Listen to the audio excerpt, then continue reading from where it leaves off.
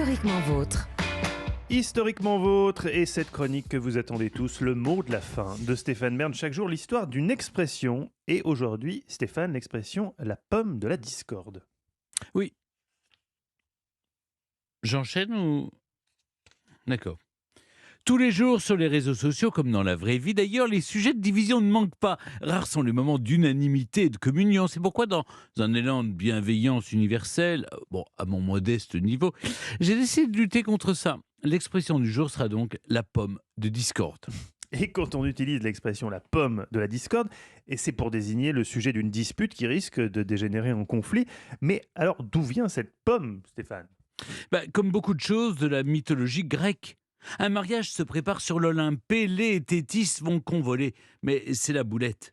Éris n'a pas été invitée. Vexée, elle déboule en pleine noces et lance vers Aphrodite, Héra et Athéna une pomme d'or où il est inscrit Te Callisti. Enfin. Non, ça se dit pas comme ça. Te Callistei, à savoir pour la plus belle. Le fruit est précieux, mais Mathieu, à qui est-il destiné ?